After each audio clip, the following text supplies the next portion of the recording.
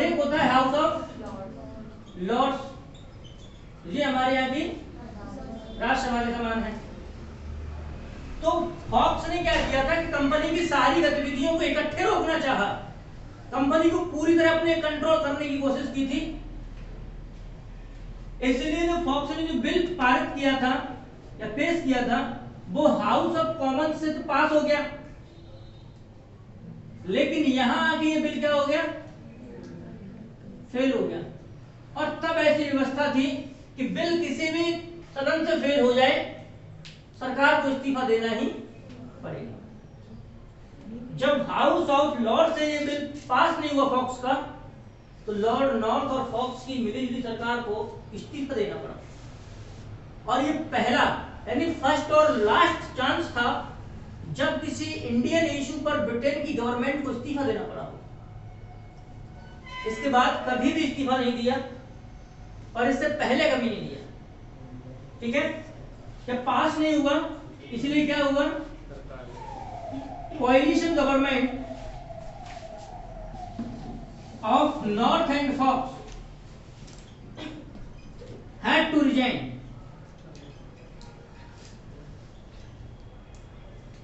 इस्तीफा देना पड़ गया। बनाओ इतना था।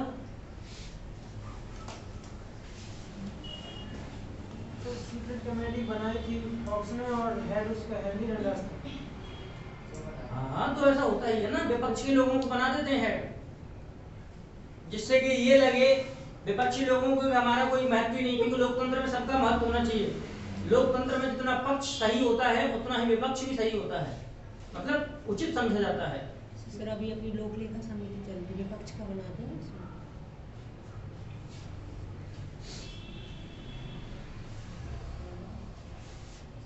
इसलिए विपक्ष के इंपॉर्टेंस को हम लोग दरकिनार नहीं कर सकते हैं किसी भी कीमत पर।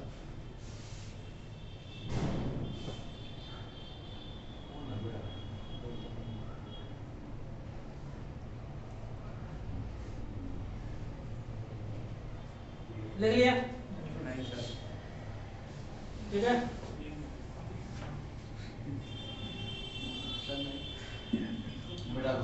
अब क्या हुआ कि जब एक चीज और लिख लें कि it was first and last chance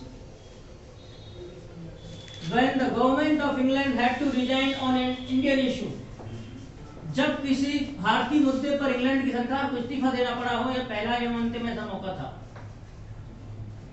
अब होता क्या है कि जब डंडास एक्ट फेल हो गया, उसका चांस ही नहीं था पास होने के, विपक्ष में था वो। तो फॉक्स आया, फॉक्स ने इतना कठोर काम किया कि हाउस ऑफ लॉर्ड्स से वो पास ही नहीं हो सका, क्योंकि हाउस ऑफ लॉर्ड्स के लोगों को कंपनी ने खरीद लिया था।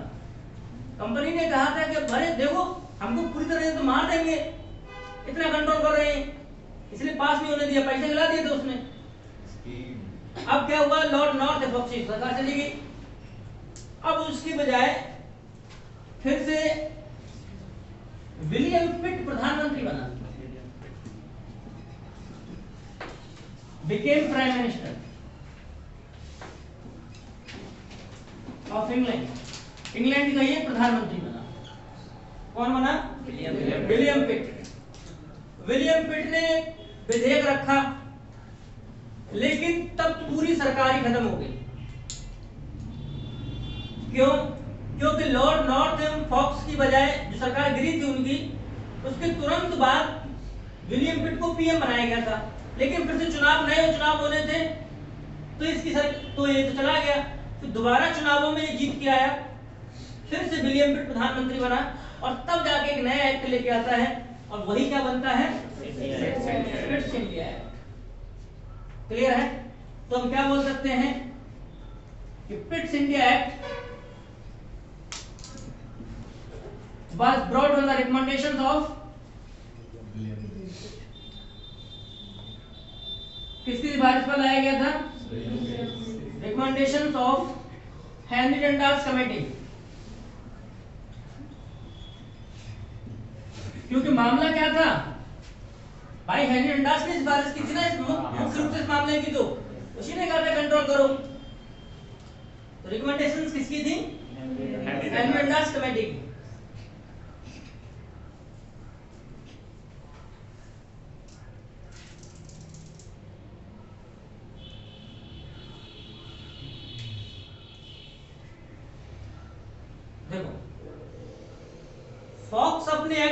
माध्यम से कंपनी को पूरी तरह कंट्रोल करना चाहता था।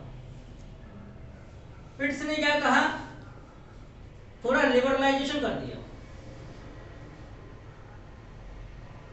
जैसे आप किसी को कहो कि ये काम करो तो हो सकता है वो ना करे, आप किसी को बुलाओ फिर उससे कहो क्या तुम ऐसा कर सकते हो, तो वो कर सकता है।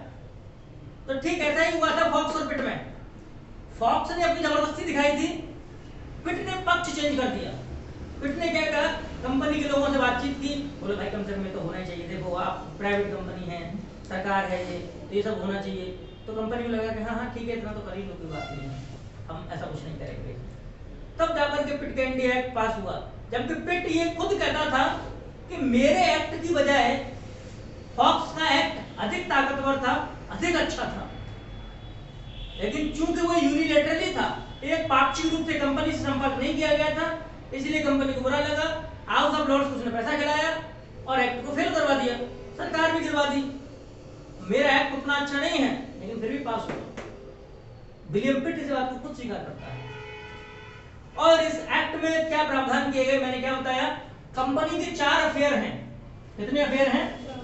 4 हैं। एक है मिलिट्री अफेयर्स, युद्ध वाले मामले। दूसरे थे नॉन मिलिट्री अफेयर्स, असैनिक मामले।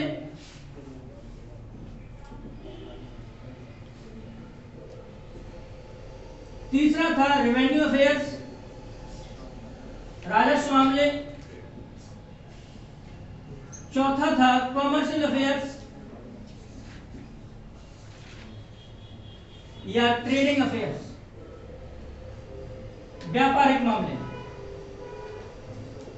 ठीक है, इधर देखो, आवाज नहीं है। कंपनी के 4 मामले थे।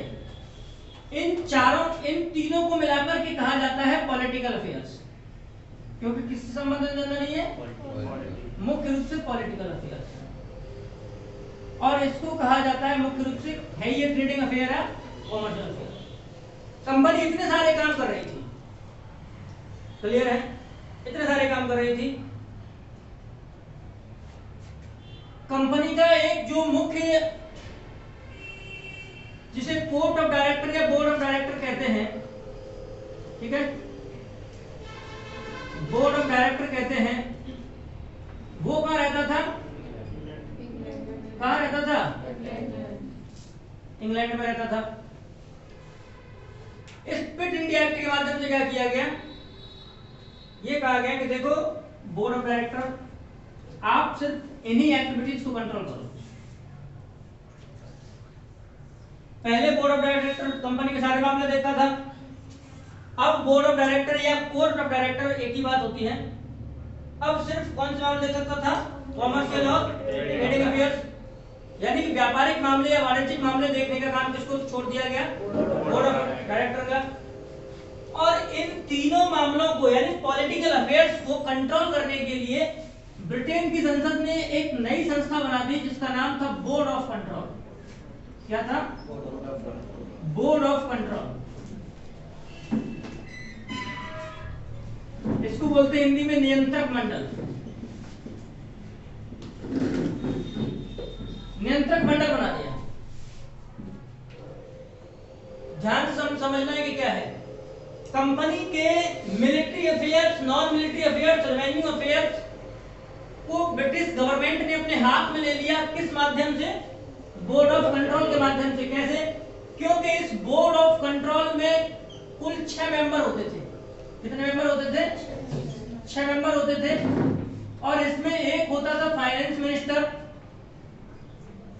यानी वित्त मंत्री, और एक होता था, एक तरीके से विदेश मंत्री से बोलते थे, सेक्रेटरी ऑफ स्टेट यानी कि राज्य सचिव, और 4 मेंबर्स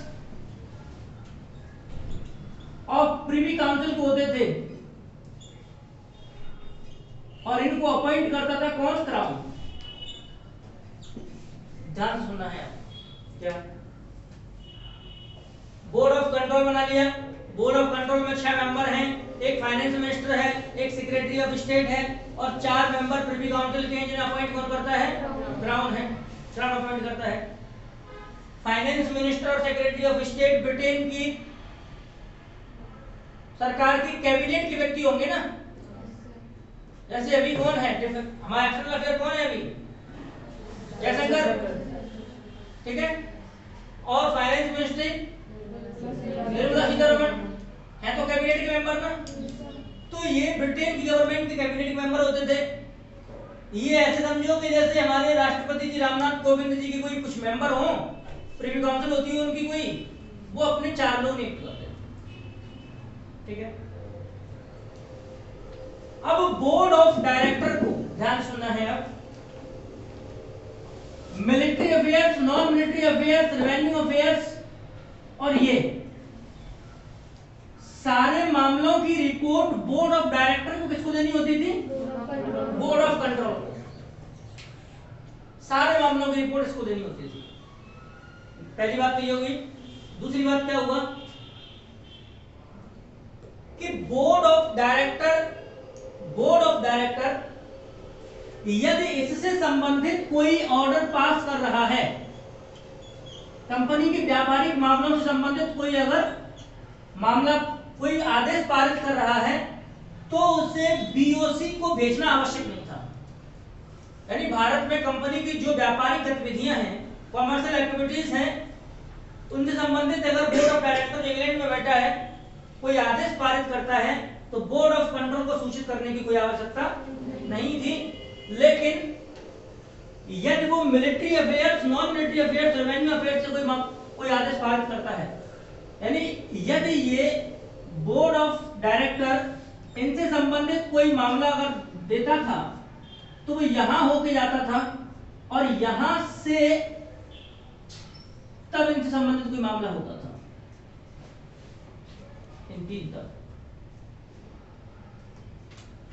मेरे कहने का मतलब यह है कि यदि बोर्ड ऑफ डायरेक्टर को जो इंग्लैंड में बैठे हैं, उनको व्यापारिक गतिविधियों से संबंधित कोई आदेश पारित कराना है, तो वो बोर्ड ऑफ कंट्रोल को बाईपास करके आदेश जारी कर देते थे कि कोई भी काम कर लो। कंपनी भारत में कोई भी काम कर सकती थी, कॉमर्शियल एक्टिविटीज। लेकिन अगर बोर्ड ऑफ डायरेक्टर रेवेन्यू मामले, नॉन मिलिट्री मामले और मिलिट्री मामले से संबंधित कोई भी आदेश पारित करता था, तो उस आदेश को सबसे पहले उसे बोर्ड ऑफ कंट्रोल को भेजना होता था। बोर्ड ऑफ कंट्रोल फिर उसे रिटर्न करेगा इसके पास, तब जाकर के वो भारत में लागू होंगे। यानी कहने का मतलब यह है कि मिलिट्री मामले, नॉन मिलिट्री मामले और रेवेन्यू मामले संबंधित कोई भी आदेश बीओसी के हाथों से होकर के जाएगा भारत में, नहीं तो जाएगा नहीं। क्लियर है सर? ये कंट्रोल तो जो बोर्ड ऑफ कंट्रोल है, तीनों मामलों को कंट्रोल करता था, फिर रिपोर्ट इसे क्यों देनी होती थी? उसे रिपोर्ट तो उसी के पास होती थी ना, इसके पास। ऐसे समझो क्या, जैसे डायरेक्ट कंट्रोल कौन करता है कंपनी को, बोर्ड ऑफ डायरेक्टर। ये कंपनी है, मान लीजिए ईस्ट इंडिया कंपनी है, कहाँ है, इंडिया में है, तो इसका डायरेक्ट कंट्रोल किसके पास है, बीओडी के पास। लेकिन बीओडी का भी पापा बन के बैठ गया है कौन, बोर्ड ऑफ कंट्रोल। अगर बोर्ड ऑफ कंट्रोल कंपनी से संबंधित कॉमर्शियल एक्टिविटीज से संबंधित कोई ऑर्डर पास करता है, तो उसे बीओसी के पास बताने की कोई आवश्यकता होती नहीं थी, पहली बात। लेकिन अगर वो military affairs, non military affairs, यानी ये बीओडी अगर सैनिक मामले, असैनिक मामले, राजस्व संबंधित मामले भेजता है, कोई आदेश भेजता है कंपनी के लिए, तो सबसे पहले उसे से पूछनी पड़ेगी, दिखाना पड़ेगा कि मैं ये आदेश भेज रहा हूं, तब ये पास कर देगा, तब जाकर के फिर से बोर्ड ऑफ कंट्रोल के पास आएंगे ये, तब जाकर के इंडिया में लागू किए जाएंगे।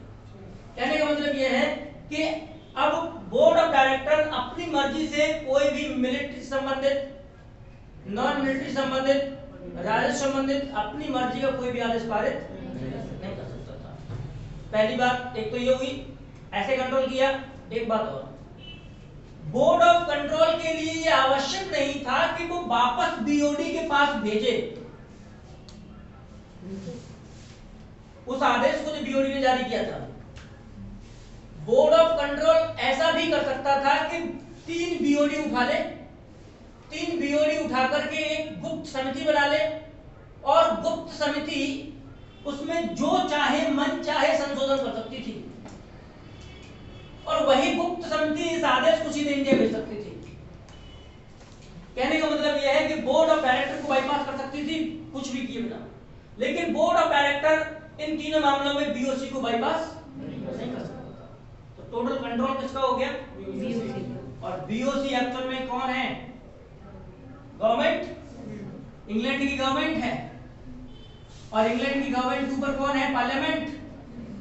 भाई हमारे सरकार के ऊपर कौन है? पार्लियामेंट हेड है मुख्य रूप से, क्योंकि पार्लियामेंट है तो सरकार बनी है। और इसके ऊपर कौन है? क्राउन। तो क्राउन तो नाम मात्र का है कुल मिला के, मुख्य हेड कौन है? पार्लियामेंट। अब क्या हुआ कि इस एक्ट के माध्यम से दो सरकारें लागू कर दी। एक तो बोर्ड ऑफ कंट्रोल की मर्जी से काम होंगे कुछ, और कुछ काम बोर्ड ऑफ डायरेक्टर। इसका मतलब है कि पहली बार कंपनी के राजनीतिक अफेयर, पॉलिटिकल अफेयर्स, जिनमें तीन चीज शामिल थी, और कंपनी के व्यापारिक मामले और राजनीतिक मामले अलग अलग कर दिए गए, और दोनों को अलग अलग डील करने के लिए एक नई संस्था और बना दी गई राजनीतिक मामलों को डील करने के लिए, वो थी बोर्ड ऑफ कंट्रोल। क्योंकि बोर्ड ऑफ डायरेक्टर तो पहले से ही था, ठीक है, और इसमें 6 सदस्य बनाए गए। ये था मुख्य प्रोसेस। क्लियर है? ये बात बना लें और बना करके एक बात लिख लें।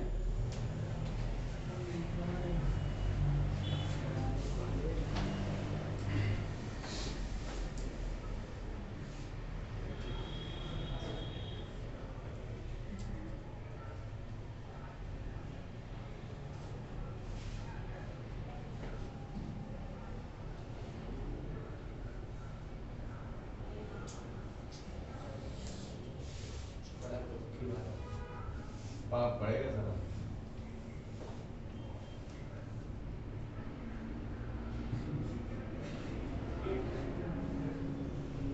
ठीक है,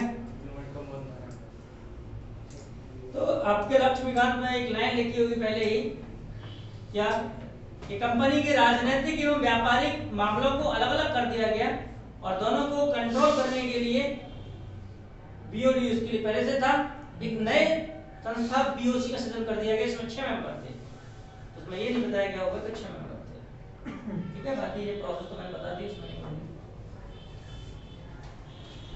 मिटा दूं।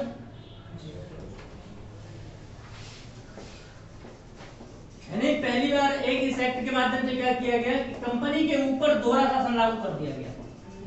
एक बोर्ड ऑफ डायरेक्टर कर रहा था, यानी जिस कंपनी ने बंगाल के ऊपर दोहरा नियंत्रण स्थापित किया था, उसी कंपनी के ऊपर 1784 के एक्ट ने दोहरा नियंत्रण स्थापित कर दिया, जैसे होता है, ठीक है। अब अमन कहाँ चला गया? पेपर हो रहा है, उसी का मामला आएगा। क्या दूसरा प्रावधान क्या किया गया? जो गवर्नर जनरल की एग्जीक्यूटिव काउंसिल थी, गवर्नर जनरल की कौन सी थी? और इसमें 4 मेंबर किए गए थे किसके माध्यम से? 1773 के रेगुलेटिव एक्ट से 4 मेंबर किए गए थे। अब क्या कर दिया गया? मेंबर्स की संख्या घटाकर के कितनी कर दी? घटाकर 3 कर दी।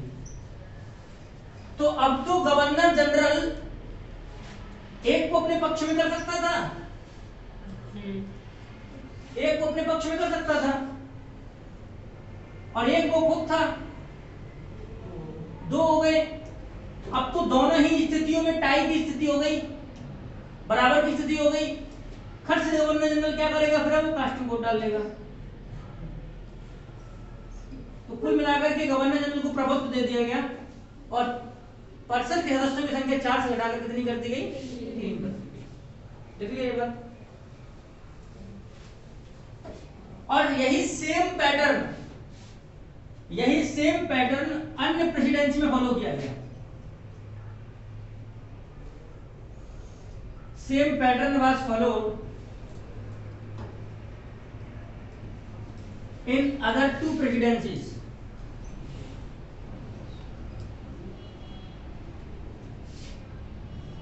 ठीक है, वहां भी क्या हुआ? एक गवर्नर होता था और उसकी एक एग्जीक्यूटिव काउंसिल होती थी, और उसमें भी कितने मेंबर कर दिए गए थे? 3।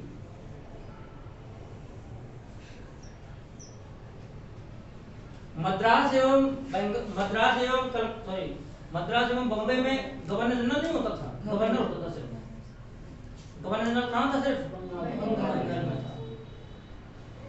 और यहाँ भी सदस्यों की घटा की संख्या 4 से कितनी करती गई थी? 3 करती गई थी। क्लियर है इतनी सी बात? एक काम और किया गया। क्या किया गया कि भारत में यदि कोई भी ब्रिटिश अधिकारी इलीगल काम करता है, बता रहे, भारत में यदि कोई भी ब्रिटिश अधिकारी इलीगल काम करता है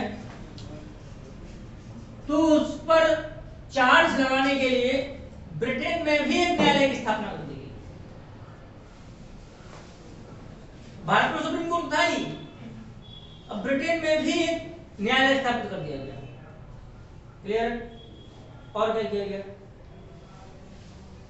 इस एक्ट में पहली बार यह प्रावधान किया गया, क्या कहा गया था इस एक्ट, सोच के देखो कि इस एक्ट में क्या कहा गया कि जो बंगाल प्रेसिडेंसी है वो मद्रास और बॉम्बे प्रेसिडेंसी पर सुप्रीम घोषित कर दी गई है। क्या घोषित कर दी गई है? सुप्रीम घोषित कर दी गई है। जैसे हमने बताया था कि 1773 में उनको अधीन लाया गया था, है ना? 1773 में उनको क्या किया गया था? सबऑर्डिनेट बनाया गया था। 1781 में उनके ऊपर लॉ बनाने की शक्ति दे दी गई थी, है ना?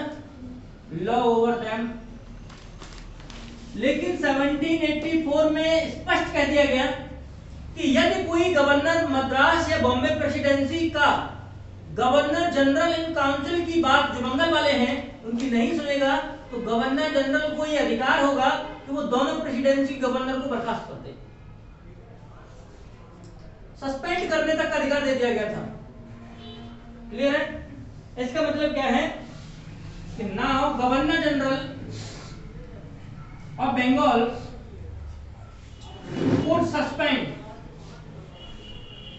could suspend निलंबित कर सकता था the governors of both other presidencies if they violate